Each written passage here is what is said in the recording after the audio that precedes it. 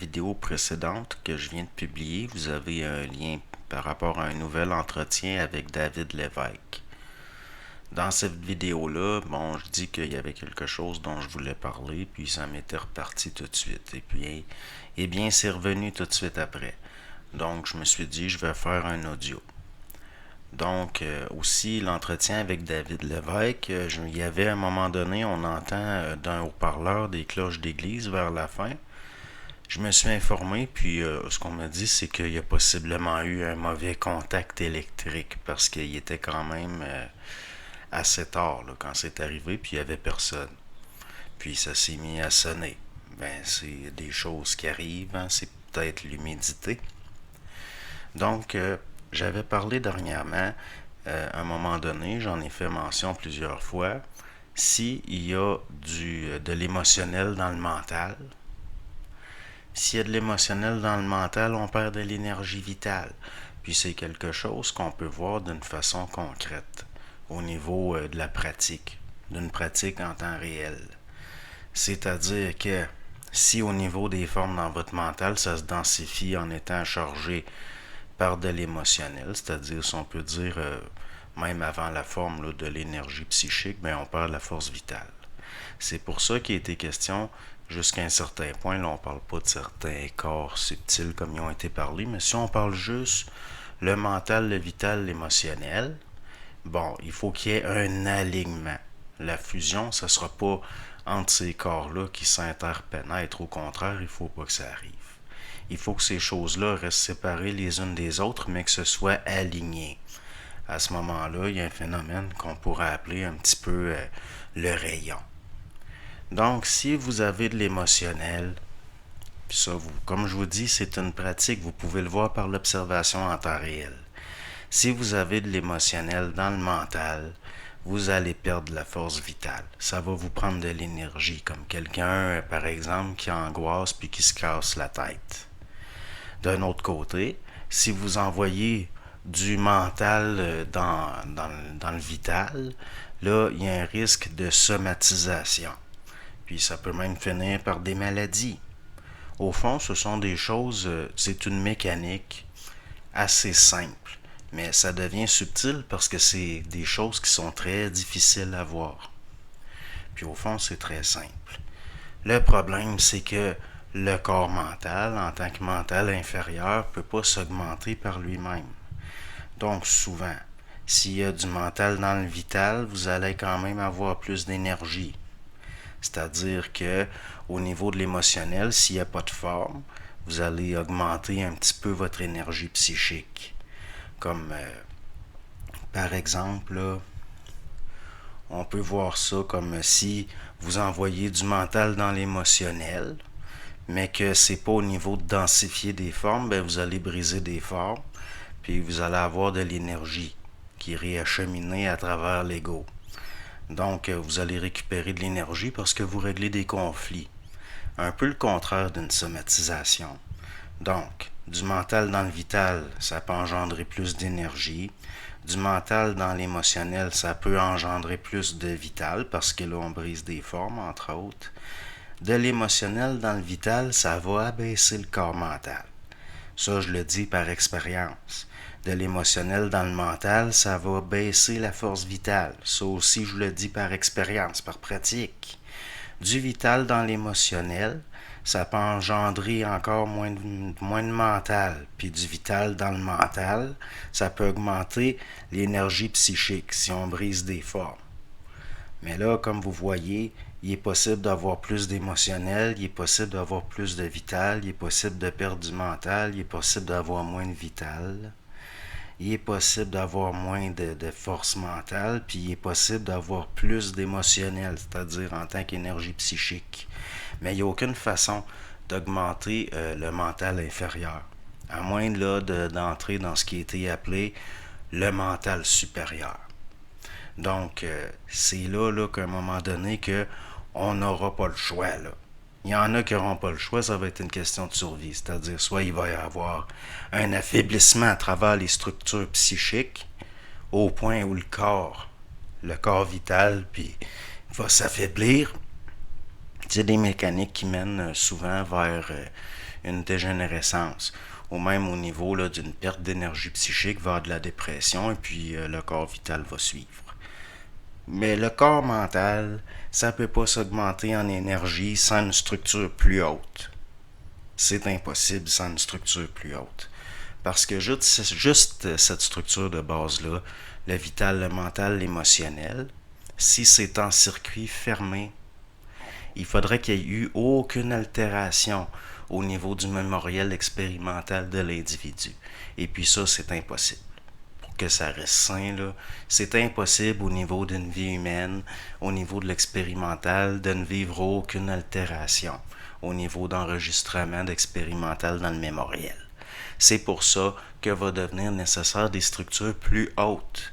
Puis encore là, on en reparlera plus tard, mais c'est des choses qui sont visibles au niveau d'une pratique et qui sont extrêmement concrètes.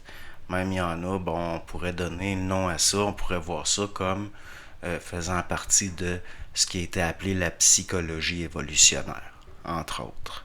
Donc, c'est ce que j'avais à dire pour aujourd'hui. Bonne journée à vous.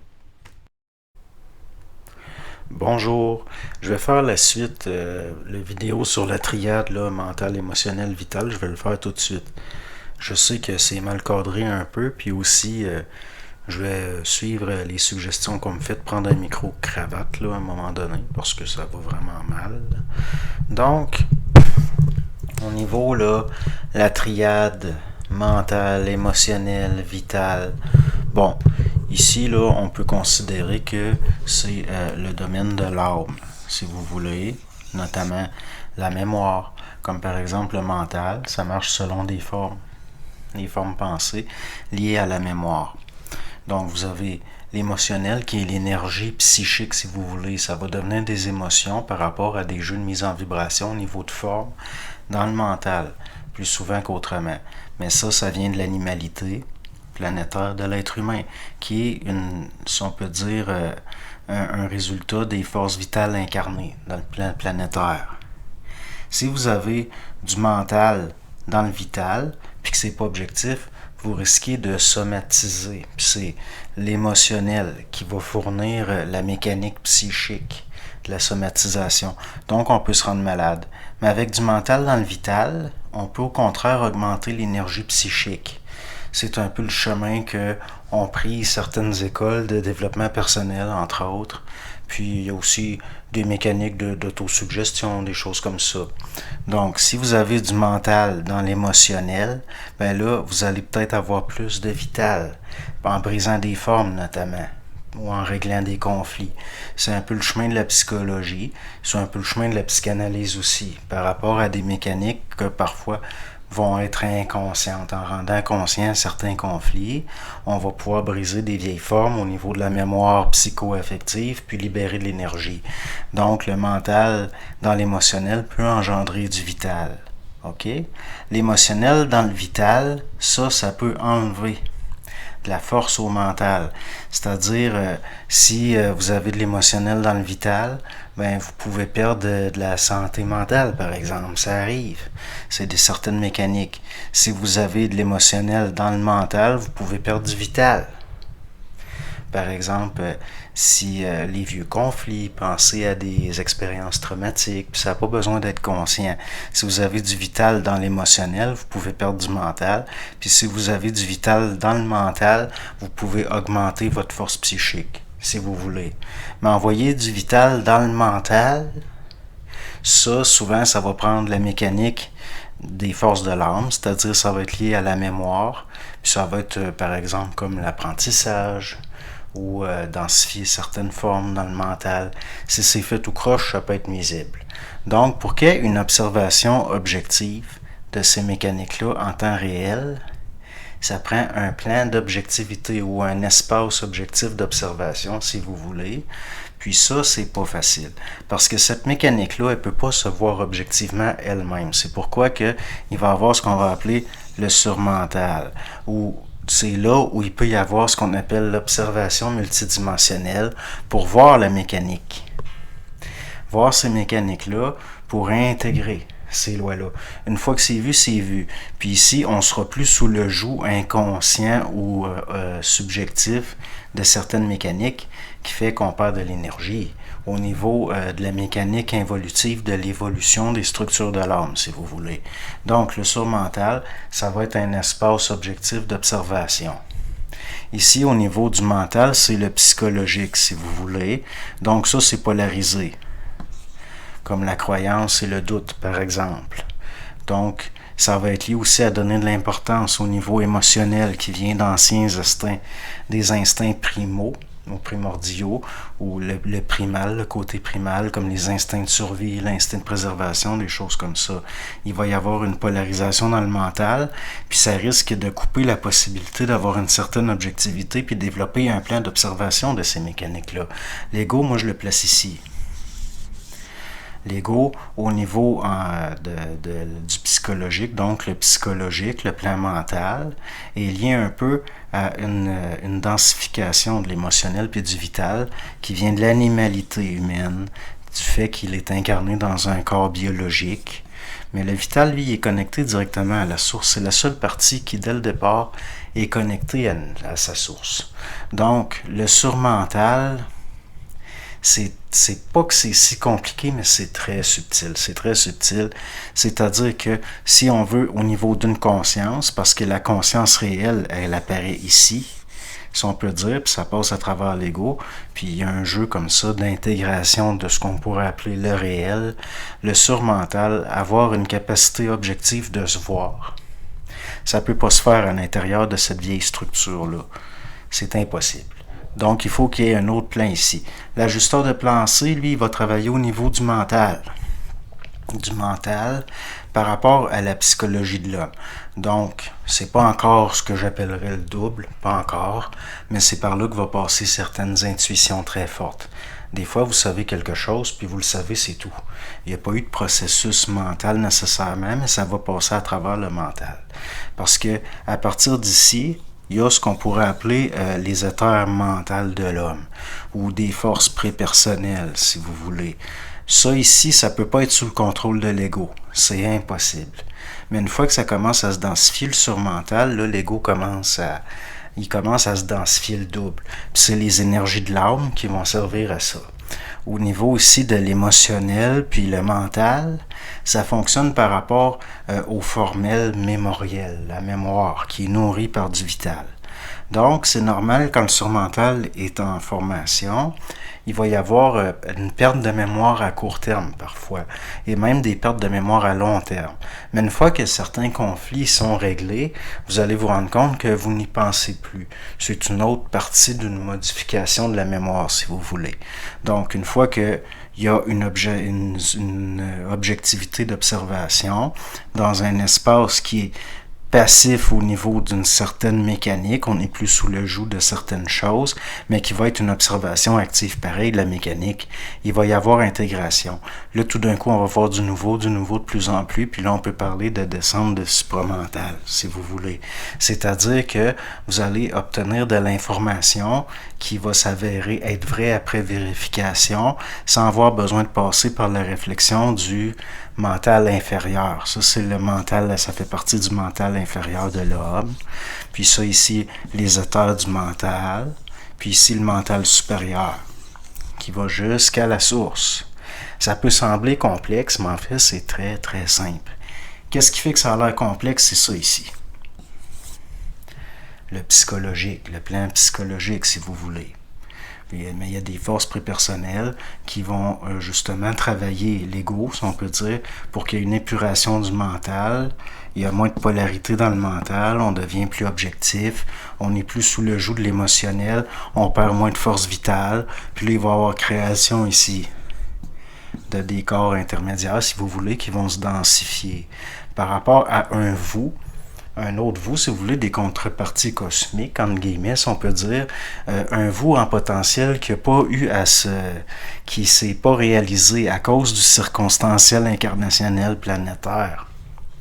Donc, le mental ne peut pas s'augmenter par lui-même. Vous pouvez envoyer du vital dans le mental. Donc, ça peut même augmenter la force psychique, l'énergie psychique, si vous voulez.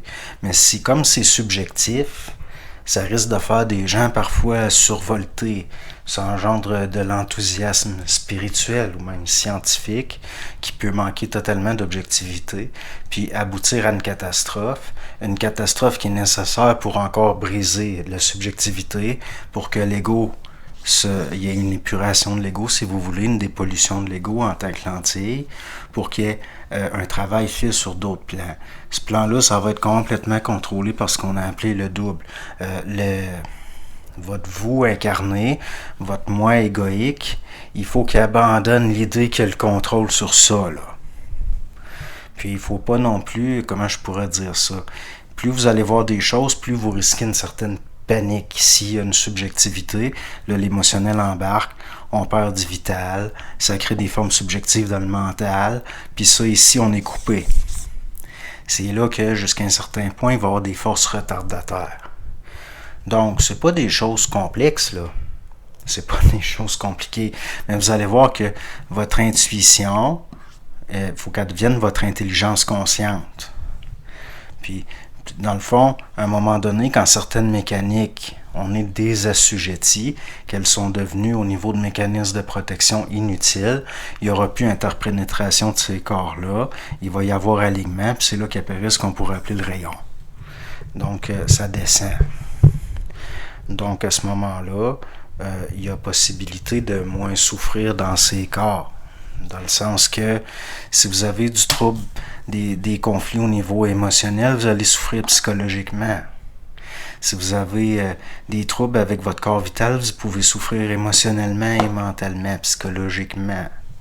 Mais à mesure qu'il y a une objectivité qui se fait, il y a de moins en moins de souffrance au niveau de forme, puis de jeu de mise en vibration. Il va y avoir densification d'un espace d'observation objectif. Puis là, il va y avoir possibilité d'avoir de l'information au-delà de la forme qui va vous mettre en vibration dans le sens de vous faire intégrer des lois qui vont au-delà de l'entendement psychologique. Donc, c'est la suite du vidéo sur la triade mentale, émotionnelle, vitale. L'autre triade, c'est sur mental, supramental, puis votre source. Ça a l'air compliqué, mais ça ne l'est pas. C'est subtil, c'est pas pareil. C'est pas compliqué, c'est subtil. Puis, faut pas me croire, faut pas croire personne. C'est au niveau d'une mécanique, par votre expérience, votre observation personnelle.